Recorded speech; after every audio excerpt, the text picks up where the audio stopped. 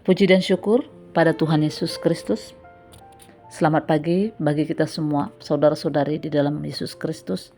Kita boleh bersyukur dan berterima kasih karena anugerahnya kita boleh bangun dari istirahat kita. Kita akan mendengarkan firman Tuhan hari ini. Mari kita siapkan hati dan pikiran kita. Kita berdoa. Bapa, kami bersyukur atas anugerah Tuhan. Kami boleh merayakan dan melaksanakan semua aktivitas kami satu harian, dan kami boleh beristirahat, dan pada pagi hari ini Tuhan membangunkan kami. Kami mau mendengarkan sabda-Mu, berkata-katalah kepada kami. Di dalam nama Yesus kami berdoa. Amin.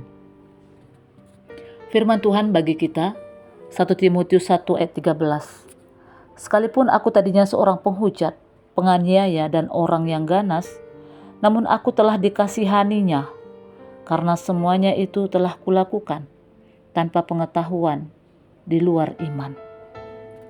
Saudara-saudari, awalnya ia adalah seorang yang jahat, suka menghujat, menganiaya, menghembuskan ancaman pembunuhan, dan selalu berusaha membinasakan.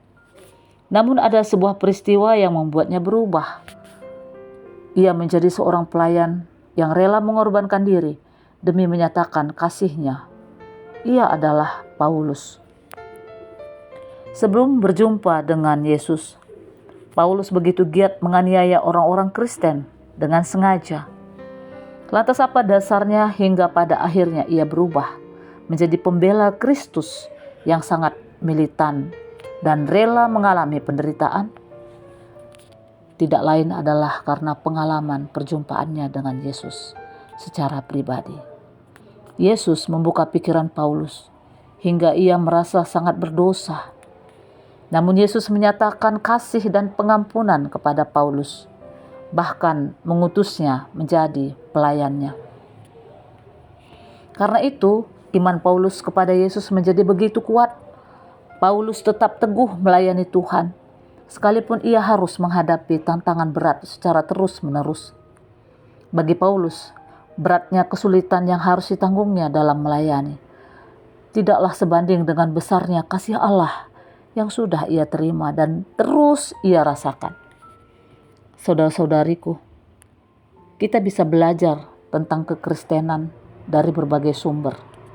Membaca Alkitab, buku teologi Kristen, atau juga renungan, mendengarkan khotbah, kesaksian atau sharing dengan saudara seiman. Namun untuk membangun iman, kita harus berjalan bersama Tuhan, guna merasakan sendiri kehadiran Tuhan, kemurahan kasih-Nya, juga kesetiaan-Nya. Karena iman yang paling kokoh dibangun di atas dasar pengalaman, perjumpaan secara pribadi dengan Tuhan. Tuhan memberkati kita dengan kasih-Nya yang dapat kita rasakan ketika kita menjumpainya secara pribadi. Mari kita berdoa. Terima kasih ya Bapa, kami boleh belajar dari Paulus, di mana awalnya dia menjadi penghujat, penganiaya, dan orang yang selalu membunuh bahkan membinasakan orang-orang percaya kepada Yesus. Namun ketika dia mengalami perjumpaan secara pribadi dengan Yesus, dia mengalami perubahan, pertobatan terjadi pada Paulus. Dan dia menjadi penginjil, pemberita firman, pemberita kasih Yesus kepada banyak orang.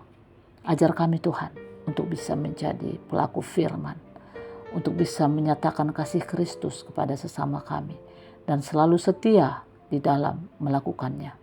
Tolong kami Bapa, sehingga kami boleh menjadi berkat bagi siapa saja. Terima kasih Tuhan Yesus. Di dalam nama Yesus Tuhan dan Juru Selamat kami berdoa. Amin.